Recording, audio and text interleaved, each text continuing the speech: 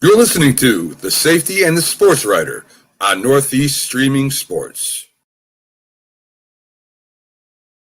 And we are back. Good evening, everybody. It's the Safety and Sportswriter with Knoxville, Nate, and Big Joe, getting ready to talk to you about the world of sports.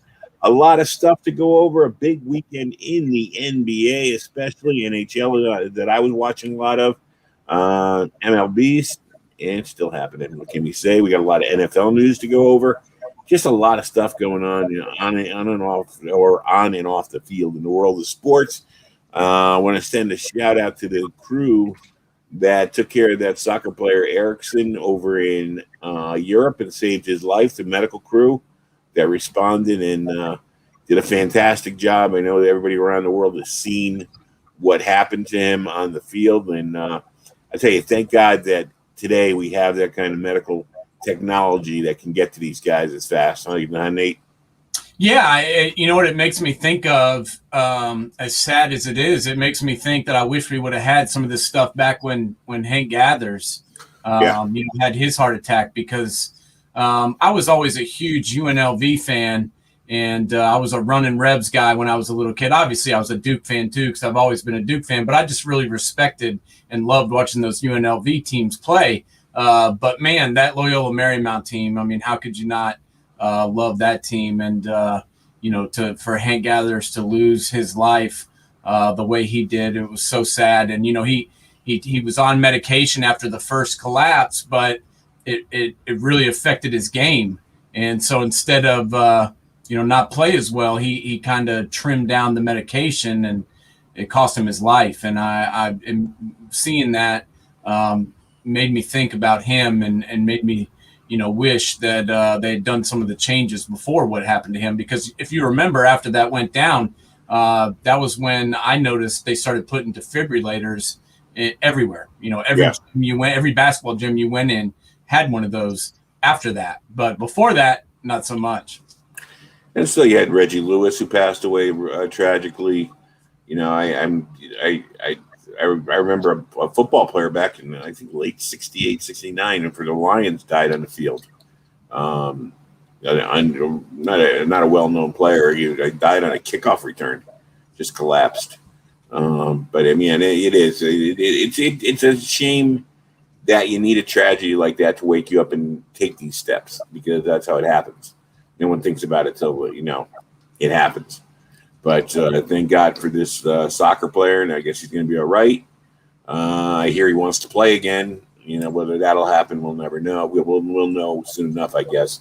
But it was impressive that what happened over the weekend. And speaking of the weekend, the dynamic of the NBA playoffs changed rapidly, and right now, and then there was one in Brooklyn.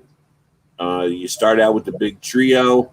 Yeah, they're cruising right along. Harden gets hurt as the series begins, and now Kyrie goes down. First of all, what do you think about Brooklyn's chances now at 2-2? And what do you think are the chances that Harden will be back next game? I mean, I would assume he would be back. I mean, he didn't have a serious injury.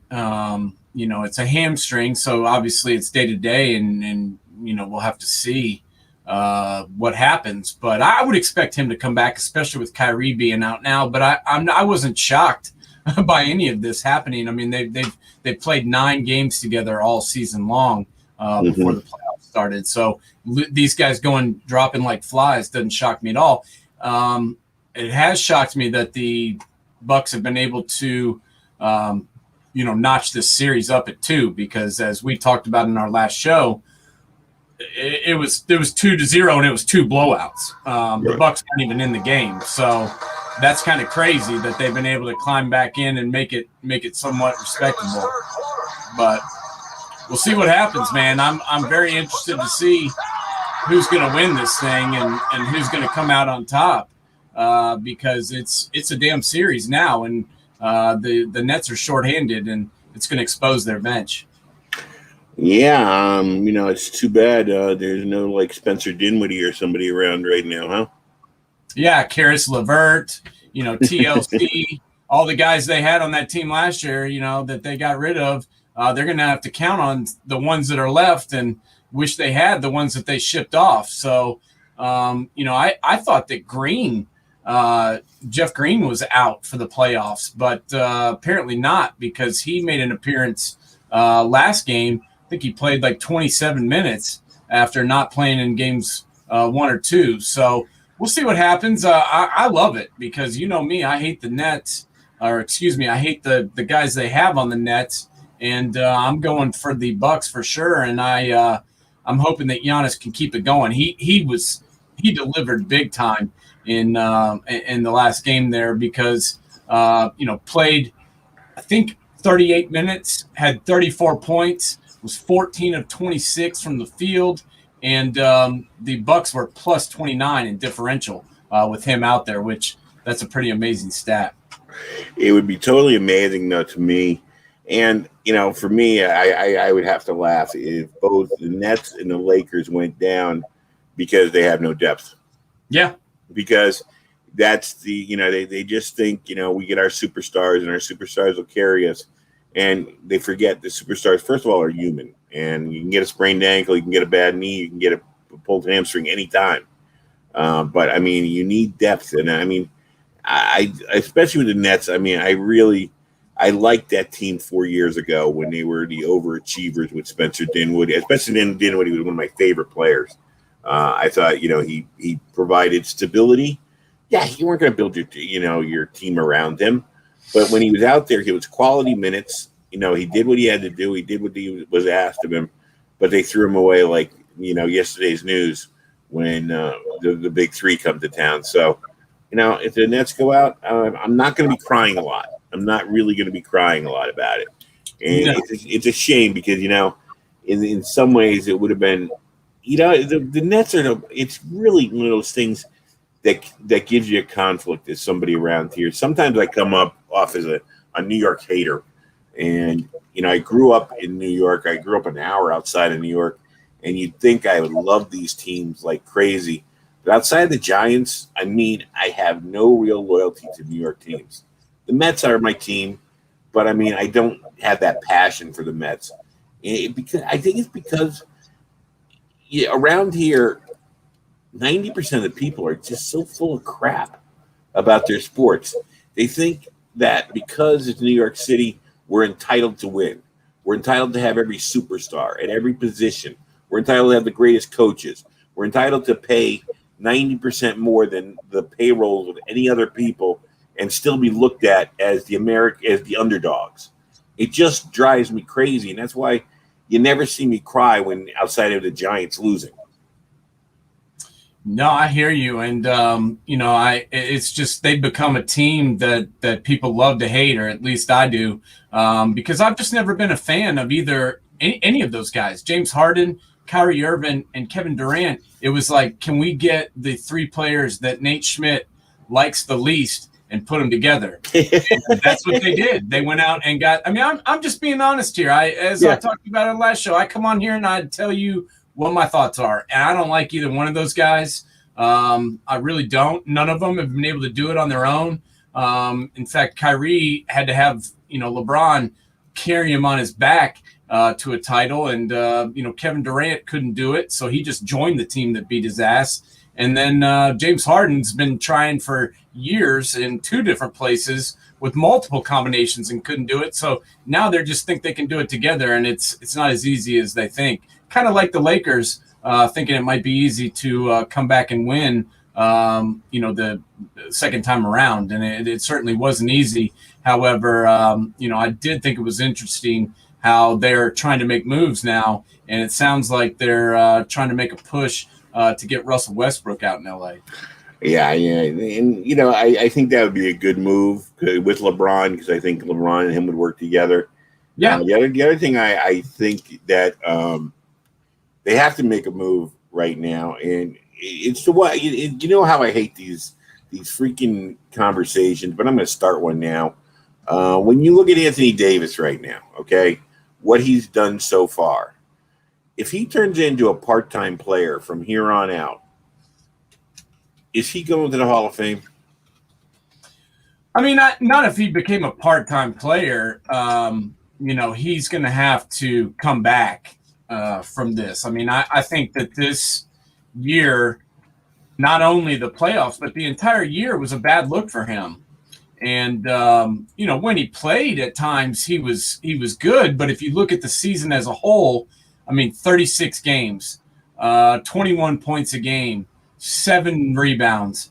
Those aren't great numbers. And this is a guy that can drop 40 on you. This is a guy that can grab 15, 20 rebounds if he tries. I thought it was very disappointing. And I think his stock could be hurt tremendously if he doesn't come back and have a big year. And I think they need to add a big piece. I told you after last year, when they, even after they won the title, I said they're going to have to get some more bodies in here if they're going to want to repeat, especially with that X on their back. But they didn't, and they felt the price. And I think they're gonna have to get somebody now. And I think Russell would be a huge addition to their team because A, he can take some of the load off of LeBron at the point, and then B, he can score. And they need some scorers. I mean, they need some points, especially when AD ain't out there or decides he doesn't want to play. They need somebody else that can put it in the hoop, and I think they need to make this happen. Although the longer it goes on, the less chance there is of it actually going down. Well, I think it's something that a move that actually for Washington they have to do it because I think Bradley Beal's going to get out of that town somehow. Because he's not going to stay there. He knows they're far. He's seen what happens to players that stay too long on a losing team, and that's not for some reason. I mean, there's just no hint that they're going to put a winning team around him there. They're not. No one's clamoring to go to Washington and play. You know what I mean? They don't have the coach that brings people in. Bradley Beal doesn't have the cachet to get the right players to sit there and go, trade me to Washington. He might have a lot of friends, but it's kind of like when Carmelo came to New York. Everybody said, people are going to follow him to New York. Not so much. People didn't want to play for James Dolan more than they wanted to play with Carmelo. So it'll work against them. So I think for those two, they got to realize they're not going to be able to play together too much longer anyways. So, if Westbrook can get himself out of Washington, I'd make it happen if I was him. And he played at UCLA. The guy's from the West Coast. I mean, I think it's perfect spot for him. And, he wants to be in the spotlight. Let's be honest. Russ loves Russ. And, who can blame him?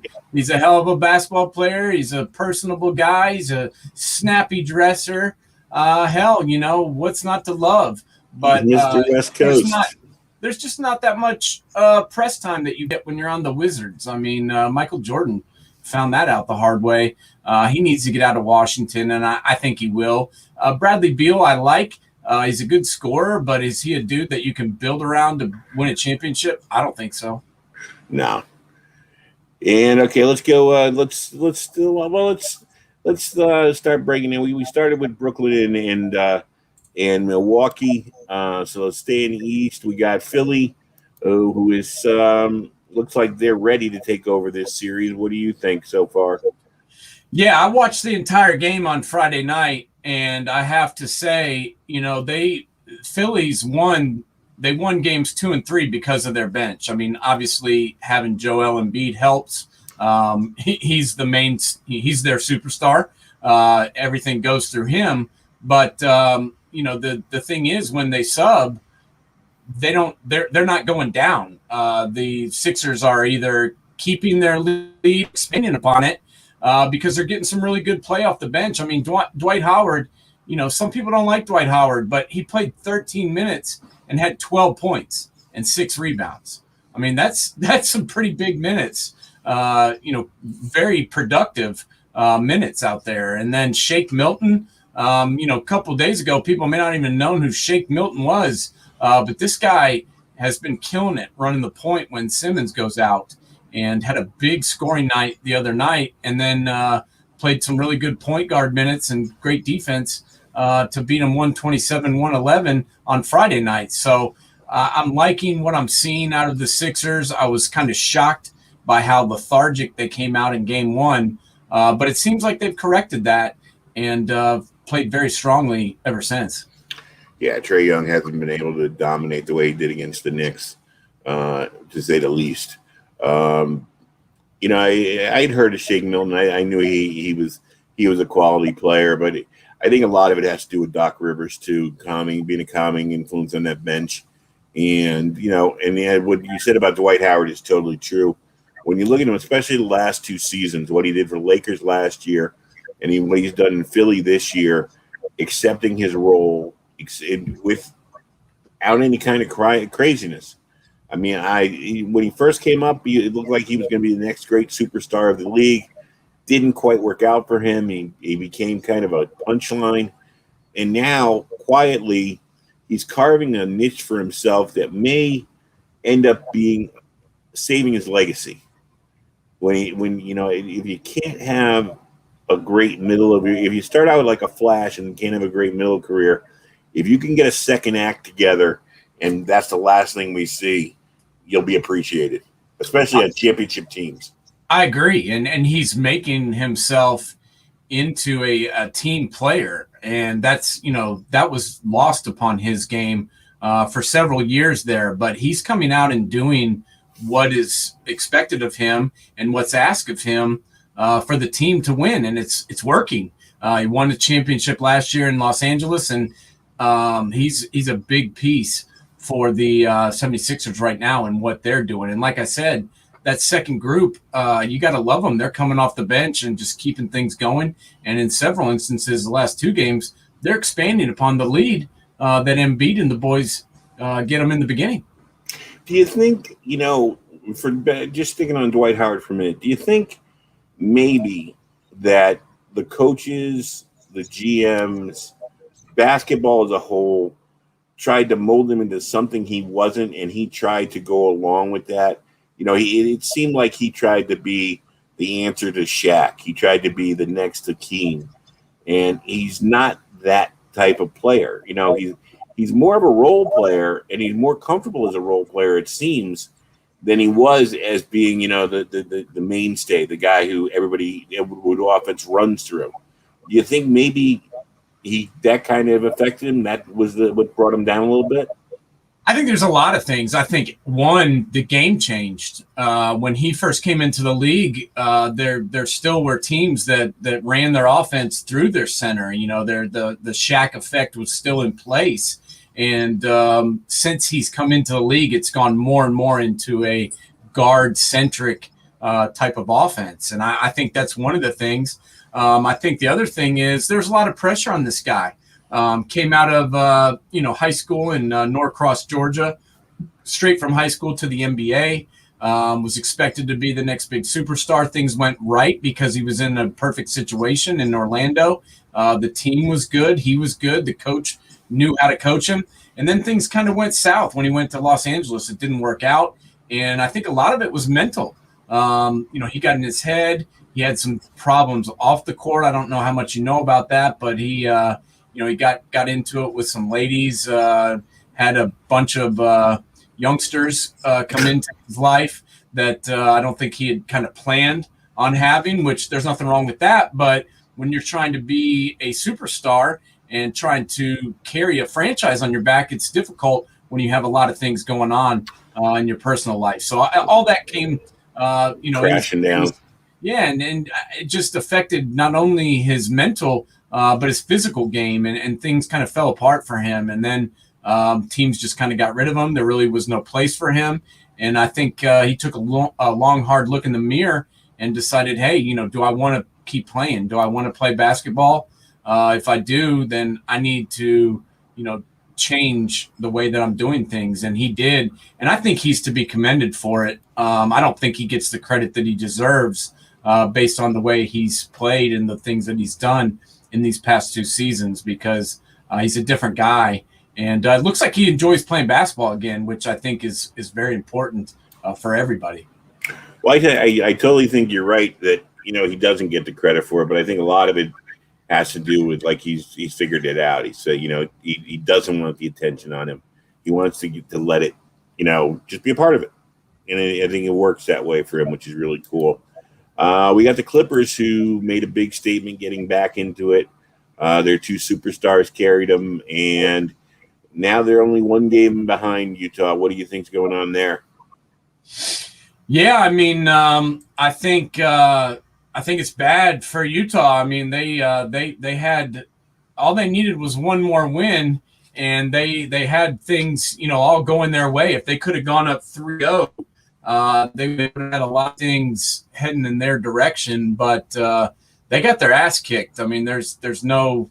I'm not going to sugarcoat it. I mean, that game was all Clippers. Remember how we talked about keeping Kawhi around 20 points? Yeah, that went out the window. He had 34 points and 12 assists. Donovan Mitchell, who's been playing out of his mind, seems to be still having some problems with the ankle, had to leave the game.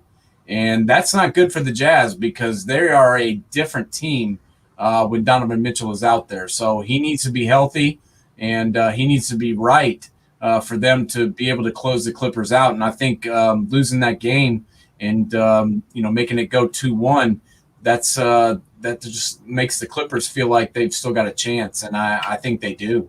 Well, they do because they've held serve. There's been no road victory. So I mean, right now, Clippers win again. We're looking at 2-2. We're looking at what the Nets and Milwaukee looking at. So, and if you, as you say, they're kind of running together. Mitchell with his ankle, Kyrie and Harden hurt. It's going to be hard for them to come back from that if he's really on one leg. Now to the biggest part of it, the Suns do their job. They got rid of the Nuggets. Chris Paul, like you said and had been saying, is the MVP. I mean, this is so much fun for anybody who appreciates Chris Paul to see the way he's playing right now. The way it's almost like the basketball gods got together and said, this guy has been in the shadows. He's been a good soldier. He's been a good player wherever he goes. We're going to give him his day in the sun. We're going to take LeBron out. We're going to take all the storylines out. So he'll be the major storyline. We'll see if he can get it done in the end. But right now it looks like everything's coming together for this to be Chris Paul's victory lap. Yeah, they're the best team right now. There's no doubt about it. They swept the Lakers in 4 games, and to be honest, or didn't sweep them, but they swept the Nuggets, in 4 games, and none of them were really close. And they beat down the Lakers as well. So, they are the best team right now. I think they're the team to beat. And Chris Paul's the best player. I mean, Devin Booker may be the best scorer, but heck, Chris Paul outscored him the last game. I mean, 37 points, 7 assists, 40 minutes he played out there. 9 of 9 from the free throw line, 14 of 19 from the field. This guy is just he once again showed them that they got it wrong. I mean, how many years have we seen this where someone's awarded the MVP and then they just get waxed and knocked out of the playoffs? I mean, like Giannis, the year he won the MVP, they lost in the first round, embarrassingly gets sent home. And now Jokic, who had a tremendous season, but this is what me and you talked about. Is it the MVP of the regular season or is it the MVP of the NBA? Because they need to decide. They need to make the award match up with what they're talking about, because the MVP of the NBA right now is Chris Paul. He had a tremendous regular season, and he has been the best player in the playoffs, and he's got his team in the Western Conference Finals. So, if there's an MVP, it's him. And it's a bad look, in my opinion, for the NBA when they award somebody the MVP award and then they go out and get waxed 4-0 in a big playoff series. Totally agree. The one thing I wanted to talk to you about, I don't know what you thought about the Jokic foul, the Jokic ejection. To me, I thought it was I didn't think it was a hard foul. There's no two ways about it. It was an intentional foul, a hard foul. His excuse, I thought, was kind of lame, saying he was trying to change momentum. I don't get that. I would have said I was going for the steal, trying to get the ball back, and maybe I took the wrong angle. I don't know if it warranted the ejection. I mean, I understand the danger was there because they brushed the guy's nose as he went through. It's a hard foul. I mean, I've never been hit by a 7-footer, but I can only imagine how hard it hurts. But to take a superstar out of the game, no blood, the guy was able to stay in the game. They looked at it. I think they overplayed the foul. Yeah, I mean, to be honest, based on the rules now, that was an offense that can get you kicked out. I mean, that's just are the rules right? I don't know. I'm not loving the way that they're calling things, the way that they're doing this flagrant system, the way they're doing it. But based on the games that I've watched and the other people that I've seen ejected, I think it warranted it based on the rules. Now, whether or not he should have actually been thrown out and whether the rules should be changed, that's a different discussion. But to me, it was a lot of frustration that's been bent up not only in this game but in this entire series. I think they've had a tremendous game plan against him. He still gets his points, he still gets his stats, but they haven't been able to do what they did all season and run their offense through Jokic and win games because of him. And I think he was frustrated, and I think, in my opinion, that's what led to what happened. Yeah, but the whole thing is that it's okay. I understand the rules. I watched when the Pistons just turned the NBA into WWE. I mean, it was ridiculous what Liam Beer and those guys used to do, and how dangerous it was. With guys going down the lane and being, thrown to the hardwood. I mean, there's no telling whether the times that he got slammed to the court by people like Liam Beer shortened Bird's career. Who knows? We'll never know. I mean, how many times did he land on his tailbone because these guys are attacking these guys when they're up in the air? So I love the fact that they're trying to protect these players. But in the long run, you got to have some kind of physical contact. You got, it's one thing to see a game 140 to 133. All right, I understand that. But that kind of a play, like I said, no blood, no foul. You could look at it and see. You go over, you don't give him whatever fouls up to throwing him out of the game. I mean, I just hate to see you lose it. Not that they could have changed; it would have changed anything. I still think that they would have won, but I hate to think that he could have changed something that he was on the court. And to me, he's not that type of player. You know what I mean? He's not Liam Beer. I don't think he is. I mean, he doesn't. He's not known for doing. Even if you saw his reaction, he went over and patted the guy in the back. Didn't even scream at the referees. He just walked off the court quietly. Didn't throw his shirt into the crowd. Didn't slam garbage cans. Didn't do anything. Like you said, he was frustrated. I just think there has to be some common sense for these referees going, okay, can we get away with, not having to eject him from the game and give him some kind of a verbal warning saying we're going to be watching him. But, I guess you can't do it because then it'd be unfair just because he's a star. But you just hate to see a star walk off the court like that. It did bother me. No, I agree.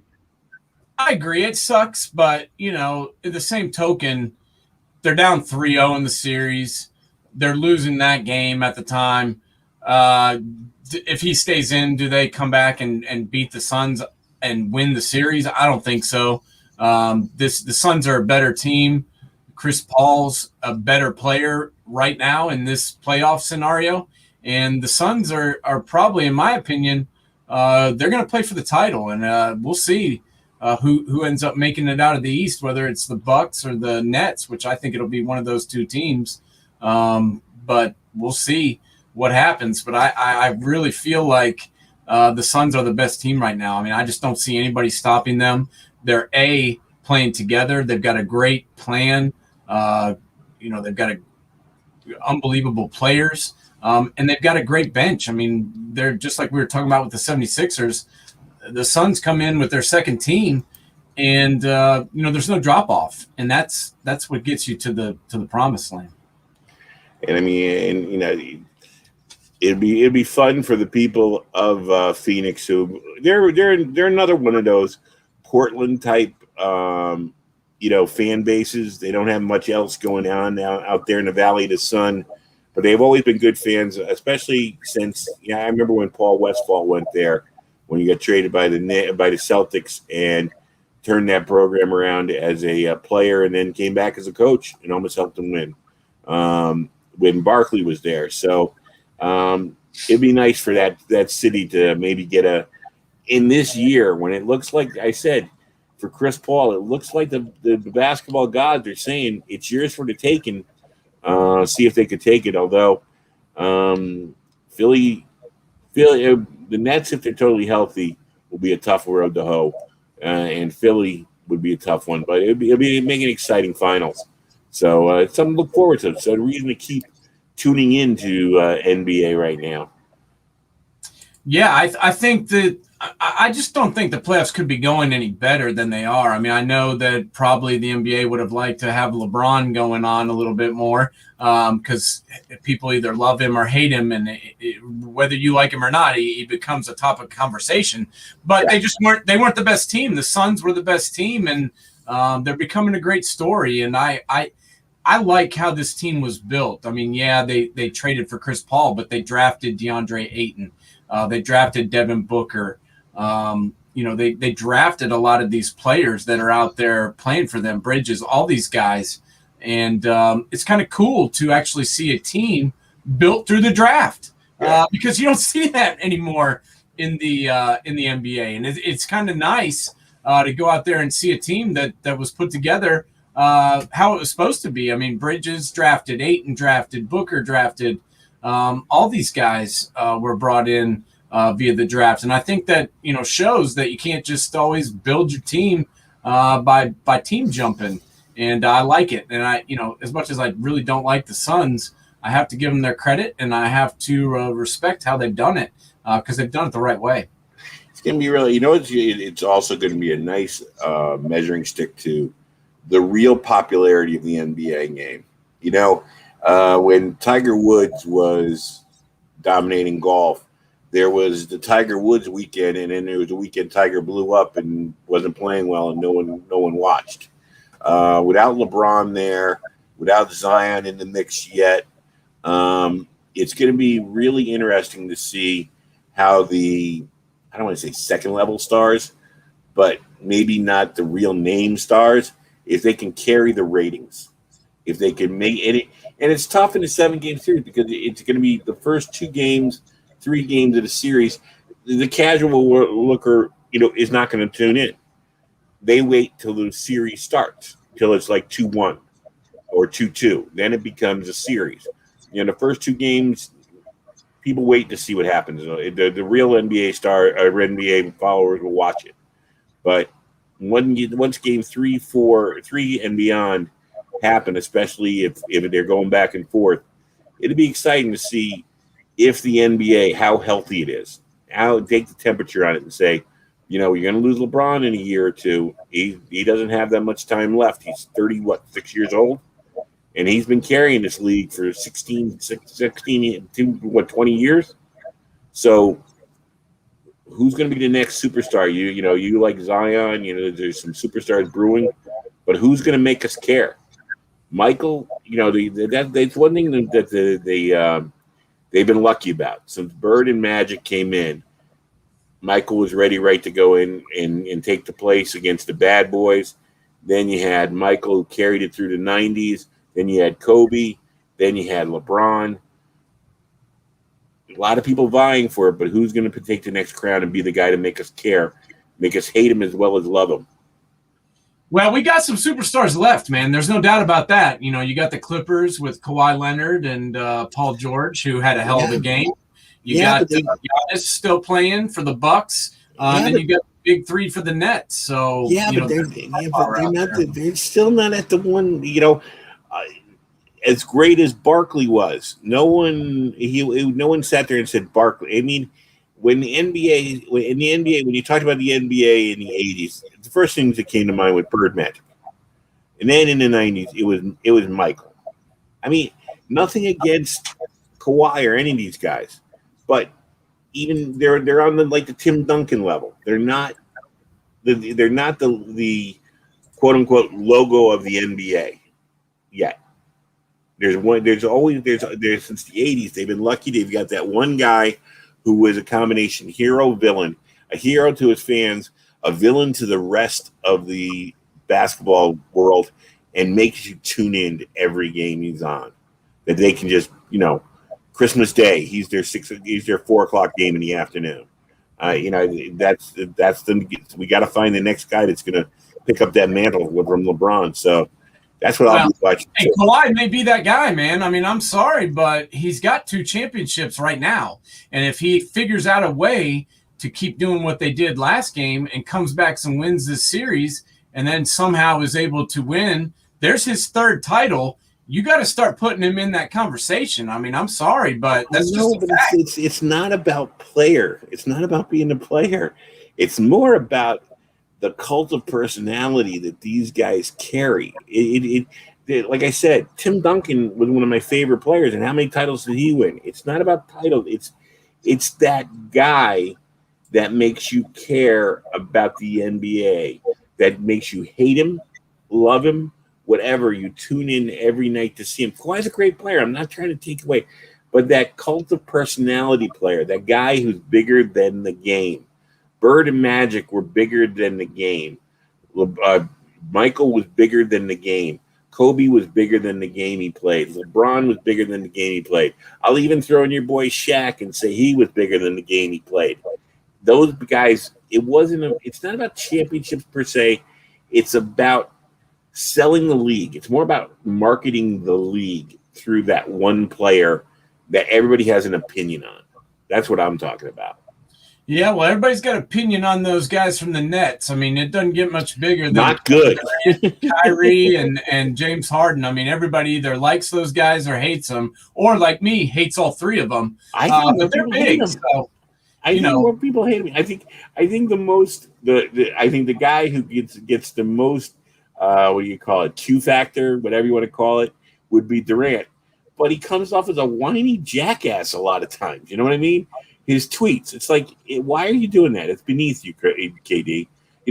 Jay Will came out last week and supposedly told a story about, I forget who it was about, but Durant was saying, don't compare him to me yet or whatever.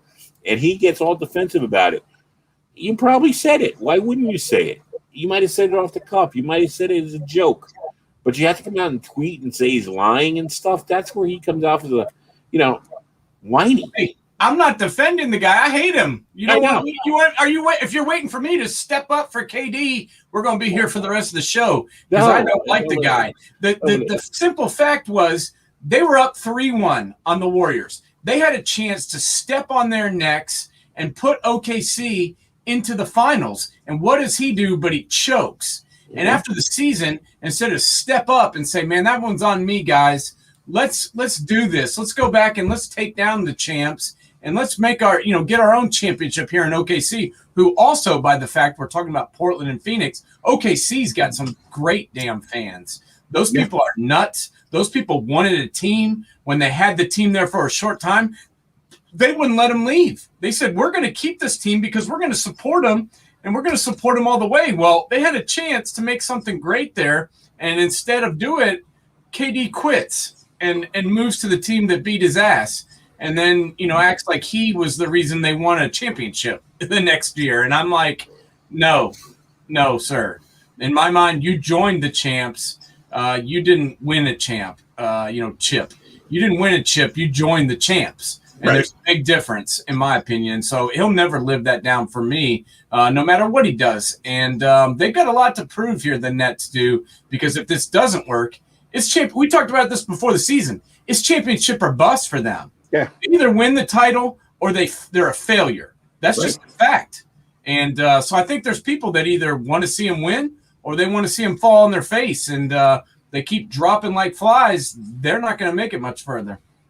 Yeah, and I'm glad you brought up OKC as a fan base because I'll tell you, every time they talk about expansion in the NFL or baseball. I never hear that town brought up, and I'm like, Oklahoma loves its baseball, loves its football.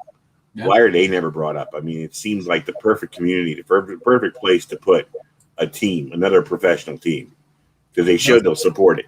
Those people were crazy when OKC had those teams with Russell and Kevin Durant and James Harden, and then after Harden left and they moved on from him, they still, when the playoffs began, it was like, what in the hell is going on in there? This place is nuts. And I think, they've just sucked for the past few years, or else they'd still be going nuts. And, I think that was a real shame the way that he did them by checking out. And, that's why I don't really like the guy, and why I lost a lot of respect for him. But we'll see. The one thing I can say is, the NBA got lucky, because that's a big market up there in the Northeast with the Nets and the Sixers. Those teams still being involved has a lot of those people that are diehard fans in Philly and in New York and in those surrounding areas. They're still watching. You got the LA market involved with the Clippers. So, they've got things on their side. And then, Giannis was the league MVP last year and is still one of the premier players. And he's got to prove himself right now. So I think there's some people that want to see whether he can get it done or not. Yeah, true. So we'll see. We'll see how it brings out. It's going to be, like I said, it's going to be a great test to see what the health of the NBA overall is. And after spending the last 18 years, depending on LeBron, to fill up the arenas and keep the ratings up high. Let's switch over to football now, because we got Le'Veon Bell, who I guess isn't happy again, or is happy today. He wasn't happy yesterday. Would never play again for Andy Reid. Now he's said he misspoke and he's apologized, maybe because he realized that nobody wants him.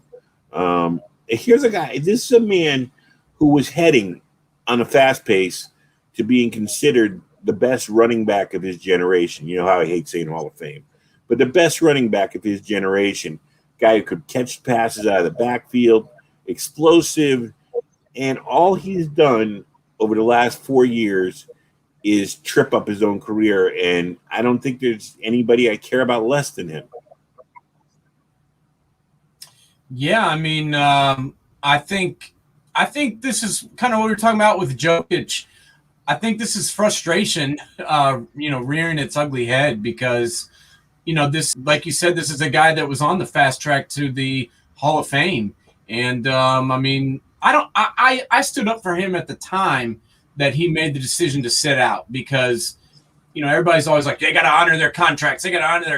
Well, it's the NFL. None of these contracts are guaranteed. You get hurt. You piss somebody off. You have too many beers and get pulled over on the way home. They'll cut your ass in a second. So I have no problem with these guys looking out for themselves and their self-interest.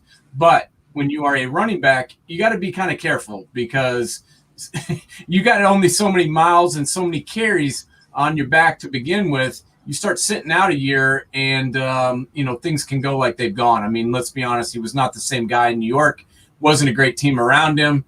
But if he still had anything left, surely Andy Reid would have been able to get it out of him. And it didn't work out. He barely played. When he did play, he wasn't very productive. And he's mad at everybody else except himself. And I think it was a bad look. Even if you feel that way, posting on your social media is not the way to do it, man. I mean, you're only hurting yourself by saying those things. And especially a guy that's trying to get a job. If I was his agent, I would be severely pissed off right now. I've heard Tony Dungy say it so many times. These guys, Twitter is not your friend. You guys, you write it out. Don't hit the send button. Hit the delete button, because what you say is going to come back and haunt you. Read it. Right. Read it before you hit send. Have your friend, have your wife, have your son read it for you, or somebody you trust. Send it to your agent, who's going to have to get you out of this anyways. Send it to your agent and say, "This is what I'm thinking about sending out. What do you think?" Have him send it out for you, because he has a cash value on this tweet message as well.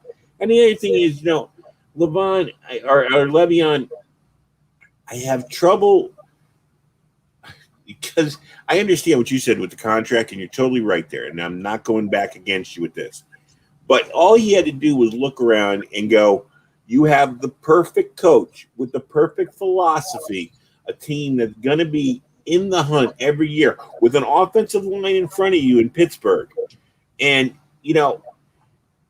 I understand you want to make the most money you can make, but also there aren't a lot of teams that are that dedicated to the run as Mike Tomlin. Even Andy Reid. You're going to catch more screen passes. You're going to have to do a little bit more different things. I mean, especially now with with the fact that he has Patrick Mahomes, Andy Reid is like any play he can imagine, he can draw up, he can have happen. The double reverses, the things that he can come up.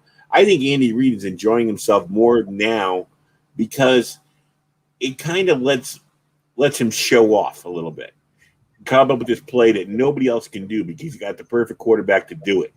You know what I mean? And he's not going to – it doesn't serve his purpose to give Le'Veon Bell 30-odd carries a game or 30-odd touches a game to make sure he gets his yards. Le'Veon Bell needs to go to someplace like Seattle, needs to go to someplace like back to Pittsburgh where they're dedicated to that running game.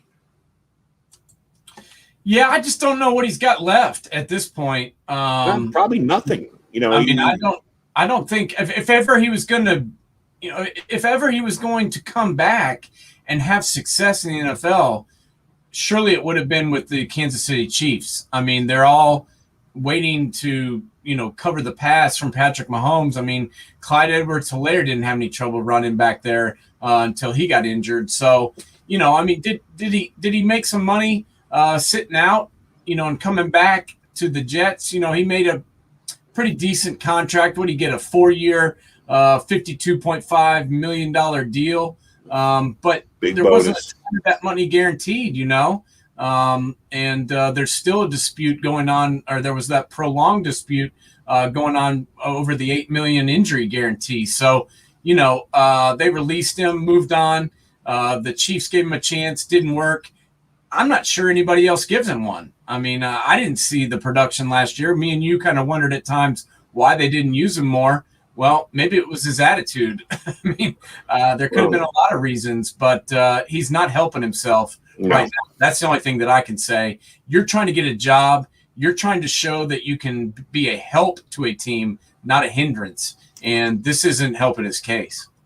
Well, it's one thing that he didn't understand is he had more bargaining power when he held out or stayed out that year because he was coming off his best years of his career. Those are long in the past. He hasn't put anything up, so he should shut up right now and save himself. What other thing? I couldn't believe I was listening to Colin Cowherd today. He actually sounded like he was on the side of the Cleveland Browns, which is shocking to see him turn that way. Cleveland Browns. What did he say? He said they apparently the thing he was going by was over the past 5 years, the teams with the highest rated offensive line, and believe me, this is not something that makes him into an NFL Einstein, but if you have the highest rated offensive line, you win the most games. And he showed that one year was Los Angeles, ended up in the Super Bowl. Another year it was the Ravens. They won 14 games, yada, yada, yada, yada, yada. It was like, it's one of those stats that, it's just a common sense stat. Yeah, if you have the best offensive line, you're going to do well. That's a true story. As much as I like to disagree with Colin Cowherd, that is a fact. And let's be honest, I mean, there's a reason for the Cleveland Browns' success.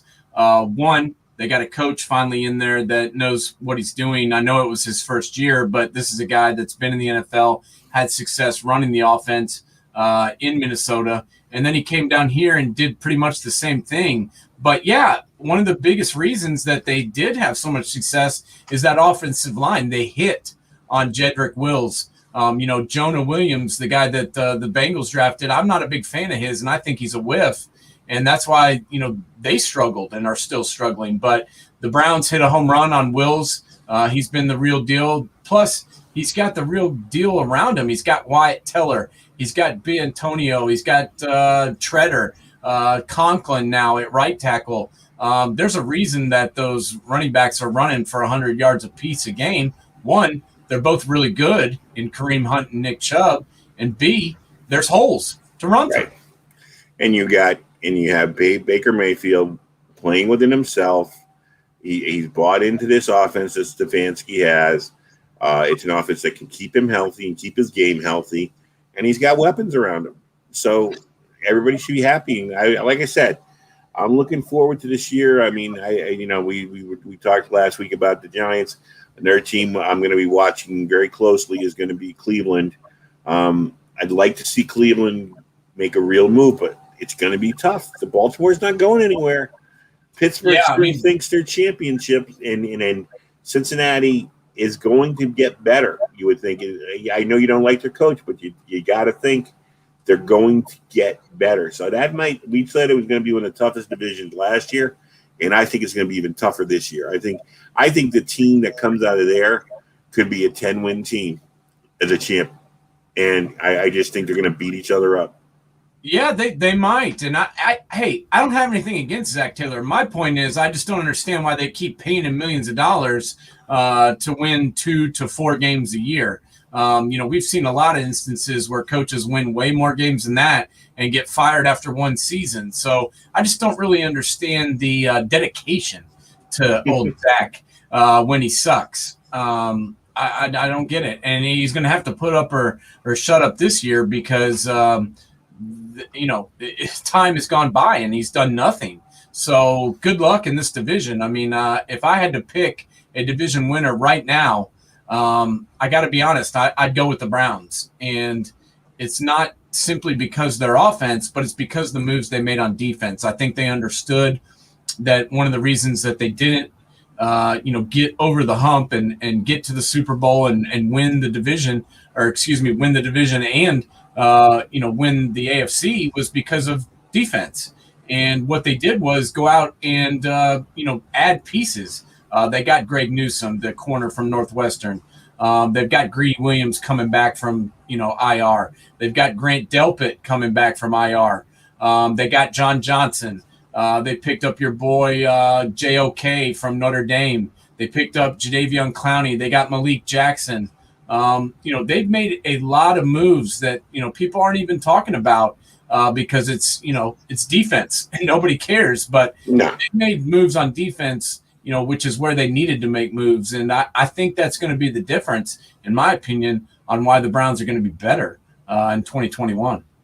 Yeah, for sure. And when we go back to Zach Taylor and Joe Burrow, it's like, all I can say to Mike Brown is, I understand the Bengals pension for being cheap, the Bengals pension for whatever, why they don't, whatever. You don't want to spend money, but then don't waste this kid's career.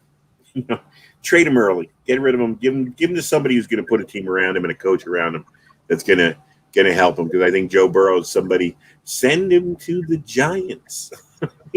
Oh yeah, no, and I agree with you. I just Jonah Williams has just been a disappointment in my opinion. I mean, This is a guy that they took and were counting on to be their left tackle.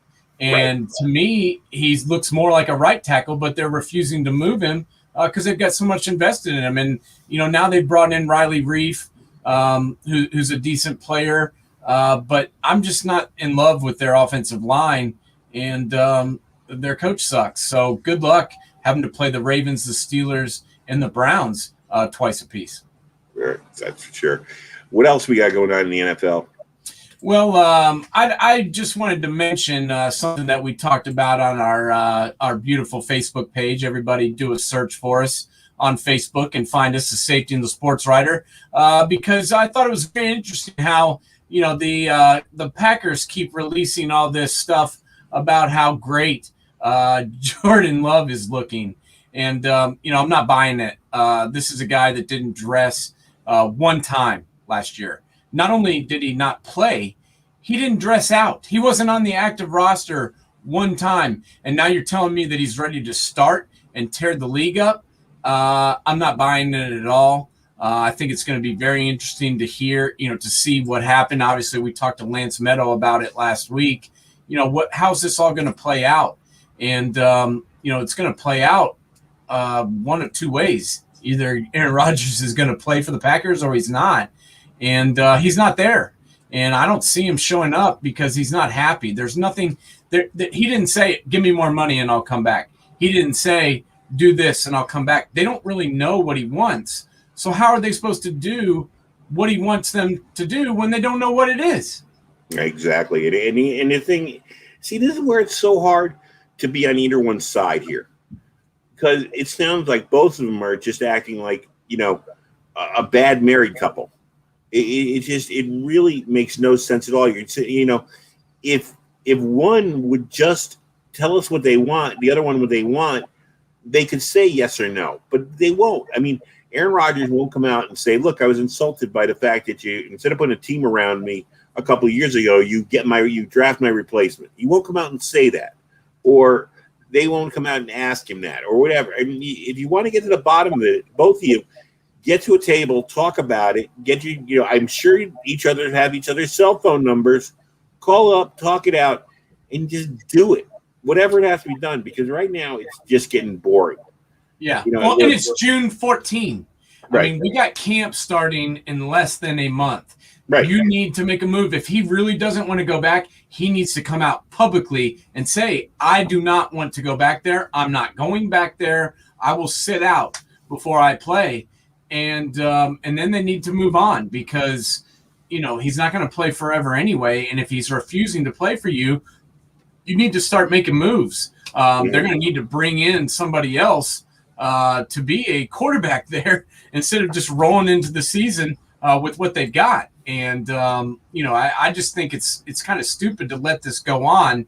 It's kind of like the two sides are kind of waiting to see what happens. Somebody needs to be proactive and just say, hey, listen, we're not budging or whatever, and make it happen because, Blake Bortles and Jordan Love, that ain't going to cut it once the season gets going. I can tell you that right now. There's only three groups of people that are having fun watching this. Fans of the Lions, fans of the Vikings, and fans of the Bears. There's no doubt about that. And that what's great about it is, and I look at this from a Bears perspective, is that, think this couldn't be any better for them. Doors are opening. Because if they go down, if he gets out of there and he's gone from Green Bay, the Bears are instantly a contender to win that division. Oh, yeah. And, and that's another thing that I wanted to talk about a little bit today before we go. I know we're almost up against it, but, the Andy Dalton thing, they're saying that Andy Dalton is their starter. No matter what, they're going to roll the Red Rocket out there week one. Let's be honest, man, the Red Rocket did not look good last year.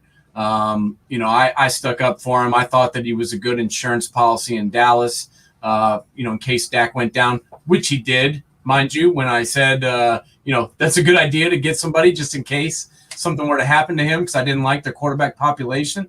But at this point, he's not a starter in this league. He's not going to get you over the hump. He's not going to win that division for you, especially if Aaron Rodgers is in it. And if Justin Fields is ready to go, you put him out there. If he's not, then you bide your time with Andy Dalton. But don't sit here and try and tell me that you're set on riding the Red Rocket for the entire season, because there's no way that's happening. I just think that's just coach speak. First of all, at the stage this coach is at, it's a sink or swim situation. He's got to show he's moving forward. Since he's been there, I mean, he's been to the playoffs twice, but really, they haven't been really competing. I mean, they're the second citizens behind the Packers since he got there. I mean, they haven't overtaken the Packers. This is their chance to overtake the Packers. You put the guy who has the best chance, and if Justin Fields is going to be your quarterback in the future, you get him in there sooner than later. But you have to say what you have to say, and actually having Dalton behind him could turn out to be a good thing, like you said. And the Chicago, he has no. The thing about it is, I wouldn't worry about it because it's not like when Danny Dimes was waiting behind Eli, and you had to wait for the proper time to say your two-time Super Bowl champion quarterback was done. The future is here. Let's go. You had to wait for the proper time to do that.